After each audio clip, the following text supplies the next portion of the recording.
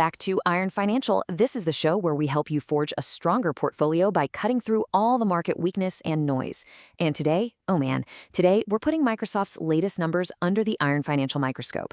Look, what they just reported for Q2, it's not just another earnings beat. You have to understand, this is a blueprint. It's a masterclass in how to build a durable AI-powered empire that's meant to last for the next decade. The sheer scale of what they're doing, it's just mind-boggling.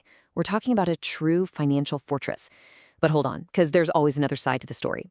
A fortress? Okay, maybe. But let's ask the real question right up front, the one every single investor should be asking. Are we looking at a fortress built on solid bedrock, concrete and steel? Or is this whole thing just a beautiful glass house built on pure AI hype? Because we all know what happens to glass houses when the first stone gets thrown. That's what we're here to figure out. Okay, let's just jump right in. Forget everything else for a second. The first thing you absolutely have to wrap your head around, the number that is the very core of this entire story, is this one. $51.5 billion. Now, you might think that's their total revenue for the quarter. No, not even close. That is just the revenue from Microsoft Cloud in a single 3-month period. And get this, it's up 26% from last year. Let me put that into perspective for you, because that number is so huge it's hard to grasp. That one division, its revenue in just one quarter, is more than a company like Starbucks makes in an entire year. This isn't just a part of the business, this is the central load-bearing pillar holding up the entire Microsoft skyscraper. Everything else we talk about today either supports this pillar or is being supported by it. It is without a doubt the single most important number to understand. And that right there, that pillar, that's exactly where my alarm bells start ringing. Because a pillar that massive, growing that fast, well, it needs an unbelievably deep and strong foundation. You just said it yourself, it's a skyscraper. And you can't build a skyscraper on sand, right? So the real question we have to hammer on today is this. Is the mind-boggling cost of being the king of AI starting to create stress fractures deep down in that foundation? Look, growth is great, nobody's arguing that. But growth at any cost, that's a classic investor trap. So before we get too excited, we need to get out our magnifying glass and inspect every single inch of this structure for cracks. Because let me tell you, when a company this gigantic shows even a hint of weakness, the entire market feels the tremor. You're absolutely right, and that's exactly what we're going to do. Consider this a full structural inspection, floor by floor, from the foundation to the spire. So here's our plan of attack. First up, the headline numbers. Did they even clear the high bar that Wall Street set for them? Then we're going to drill deep into the financial bedrock of the entire company just to check its integrity. After that, we are heading straight into the engine room, the intelligent cloud segment, to see if it's running hot or overheating. From there, we'll check out the persistent power of their productivity business. That's the old, reliable part of the company. And then yes, we are going to go hunting for those very cracks you're worried about in personal computing. And of course, we'll wrap it all up with our final judgment, the Iron Financial verdict. So let's get to it. Okay, so first things first. The very first hurdle for any public company is what I call the Wall Street stress test. Did they actually meet the market's expectations? Because if they can't even do that, nothing else matters. Well, in Microsoft's case, they didn't just meet the bar. They sprinted up to it and vaulted over it with miles to spare. Seriously, this wasn't just a simple beat. This was a clear, unambiguous statement of overwhelming demand and just pure operational dominance. Now, let's look at the numbers here, because what's really fascinating about this slide is the sheer force of this beat. It's not just that they won, it's how they won. So the street, all the analysts, they were looking for about $80.3 billion in revenue. Microsoft came in and dropped $81.27 billion on the table. That's almost a full $1 billion more than expected on the top line alone. But the real story, the one that tells you how well this machine is running, is down in the profits. Adjusted earnings per share, the expectation was around $3.92. They delivered $4.14. That's not just a beat, that's an absolute crushing of the consensus. This tells me this isn't just about having cool AI products in a market that's going crazy for them. No, this points to a management team that is executing with near-perfect precision, masterfully controlling costs, navigating an insanely complex supply chain, and just delivering results like a well-oiled machine. This is our very first sign of a well-built structure. All right, so they passed the Wall Street test with flying colors. That's one thing. But now we've got to move to the next phase of our inspection, and this is where it gets serious. We're talking about the structural integrity of the entire company. We have to look past those shiny headline numbers and start examining the core financials, the concrete and steel of the operation. Are these numbers solid from top to bottom, or is there some clever accounting hiding a weakness somewhere? So let's start with the first pillar of that foundation. It's the total company revenue, which we're rounding here to a nice clean $81.3 billion. Now, to truly appreciate what you're seeing, you can't think of Microsoft as a single skyscraper. That's not right. This is an entire city of revenue-generating buildings. You've got the enterprise software district over here, a massive cloud computing hub right in the center, and then the sprawling gaming and entertainment sector over there. And all of them are contributing to this massive, sprawling metropolis of cash flow. It is, in a word, formidable. And this number right here brilliantly illustrates the momentum they have. That $81.3 billion, that represents 17% year-over-year growth. Just let that sink in for a second. We're talking about a company of this immense scale, a company worth over $3 trillion, and it's growing at the speed of a startup. What does that tell you? It tells you about the sheer, unadulterated, ravenous demand for their products and services right now. This is not some legacy tech giant coasting on its past success. No, this is an accelerating growth machine that is actively capturing market share at a truly blistering pace. Okay, but here it is. This is the number that separates the truly elite, world-class operators from everyone else.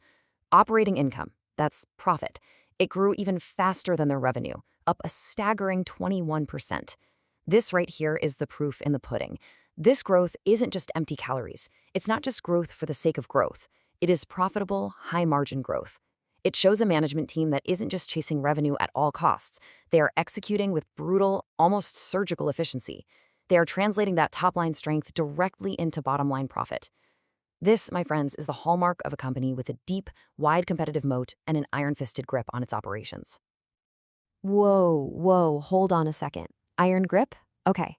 Let's talk about the cost of maintaining that grip. This beautiful, perfect growth story you're painting comes with an absolutely colossal price tag. Just look at this number. Capital expenditures, that's the hard cash they spend on data centers, on servers, on all the physical infrastructure. It surged 66% to $37.5 billion. I mean, that is an astronomical, almost unimaginable amount of cash being poured directly into the ground to build this AI empire. This is the bill for AI leadership, and believe me, it is steep. So my question is pretty simple. Is this level of spending even remotely sustainable? Can they keep writing checks this big, quarter after quarter? Because if they can't, that beautiful 17% revenue growth you're so excited about could evaporate very, very quickly. This isn't just a concern. This is the first potential crack we need to watch like a hawk. That is a completely fair point, and it's a critical one. And it leads us perfectly into the next phase of our inspection, the very engine that is demanding all that capital. We're talking about the intelligent cloud segment. And let's be clear, this isn't just a part of Microsoft's business anymore. It is rapidly becoming the entire story. So if we want to understand whether that massive spending is justified, we have to pop the hood and look at the power and efficiency of this engine.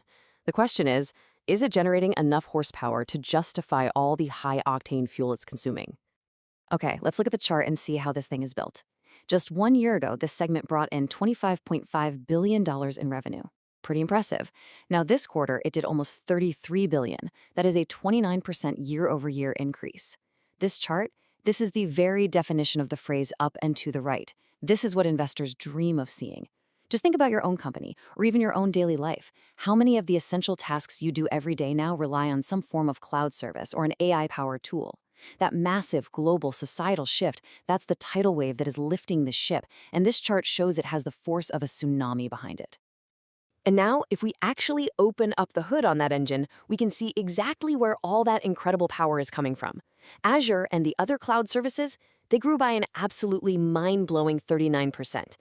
This is the hypergrowth component. This is the turbocharger that's propelling the entire company forward.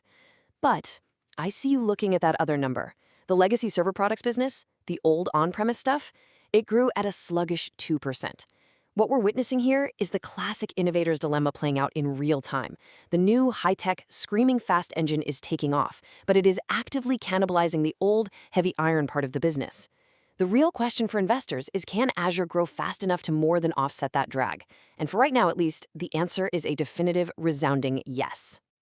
Exactly. And that brings us to a really crucial metric, maybe the most important one, when we talk about this segment, profitability within the cloud itself. So before we show you the number, we need to quickly define gross margin percentage. It's actually pretty simple. It's the percentage of money left over from every single dollar of revenue after you subtract the direct costs of providing that service. So for the cloud business, that cost is primarily all those expensive data centers and servers we were just talking about. Think of it as a direct measure of how profitable and efficient the engine is. And boom, here's the number that validates my earlier concern. This is the other side of that growth story. Microsoft Cloud's gross margin percentage has dropped down to 67%. That's down from 70% just 1 year ago. Now, let's be fair, 67% is still a really healthy margin. Nobody's going broke with margins like that. But in finance, the direction of the trend is everything, and this trend is pointing down. This tells us clear as day that the massive investments in AI infrastructure, that $37.5 billion in capital spending, are actively compressing profitability. It means they are spending more money to generate each dollar of cloud revenue. This is the direct consequence of the AI arms race. They are absolutely winning the revenue war, but it is costing them dearly in the margin battle. This isn't just a potential crack anymore. This is a measurable, verifiable decline in efficiency. You are absolutely right to point out the margin pressure. It's real, and it's something we have to watch. But that's precisely why our next stop on this inspection is so incredibly important. We're moving from the high-growth, high-cost engine room down to the unshakable bedrock of the entire company, the productivity and business processes segment. This is the part of the foundation that has been there for decades, solid as a rock, and believe it or not, it is more powerful and more profitable than it has ever been. Now, what's so incredible about this slide is the sheer breadth of the strength you see here. This isn't a one-trick pony. This is a fortress with multiple lines of defense. Microsoft 365 for businesses, think Office and Teams, grew a super robust 17%. LinkedIn, the social network so many people forget Microsoft even owns, grew a solid 11%. But here's the kicker. Look at the operating income growth for the entire segment, 22%. It's not just growing, it's getting even more profitable as it scales. Okay, I'll concede this point. This part of the business is an absolute fortress. It is a cash-generating machine, plain and simple. But from my perspective, this is the old Microsoft, stable, predictable, highly profitable. And it's basically acting as the bank that is funding the incredibly expensive and risky bets of the new Microsoft in the world of AI. The bedrock is strong, I'll give you that, but it's financing a very, very expensive tower.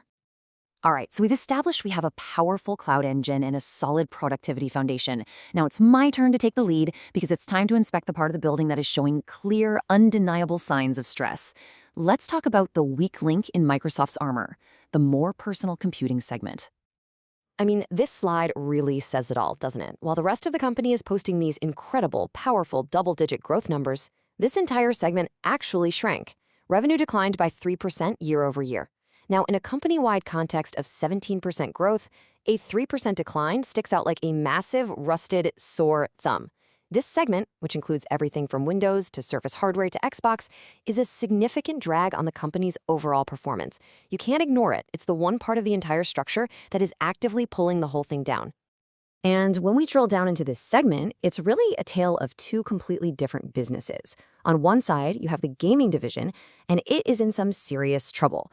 Xbox hardware revenue just cratered. It was down a massive 32%.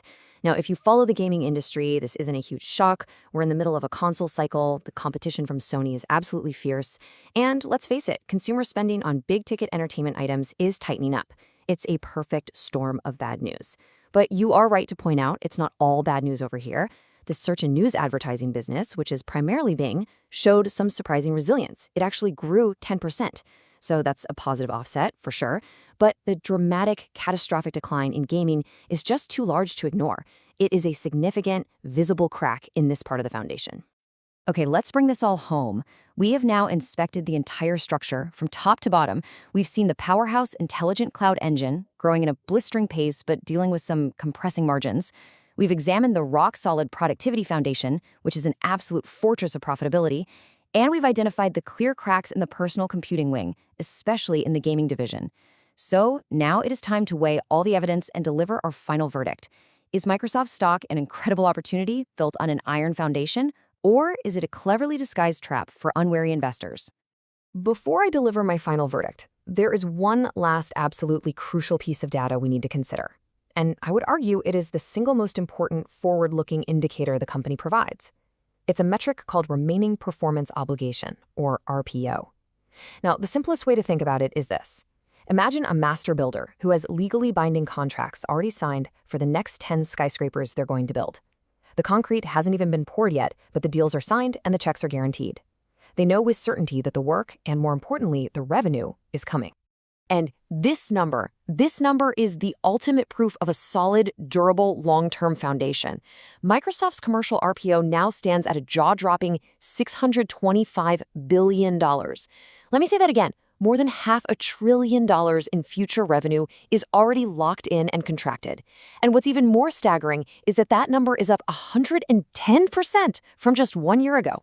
This isn't hype. This isn't some analyst's speculation. This is contracted, legally binding demand for Microsoft services. This, to me, is the steel rebar running through the concrete foundation of the entire company. It provides immense visibility and durability to the entire financial structure. It is the single most compelling piece of evidence that this AI empire is not just built to grow, it's built to last. And here is my final counter-argument. That steel rebar looks incredibly strong, I'll grant you that. But we need to look at what that rebar is made of. This chart breaks down that massive $625 billion backlog. And as you can see, a staggering 45% of it is driven by commitments from a single partner, OpenAI, the company that powers ChatGPT and so many of Microsoft's key AI offerings.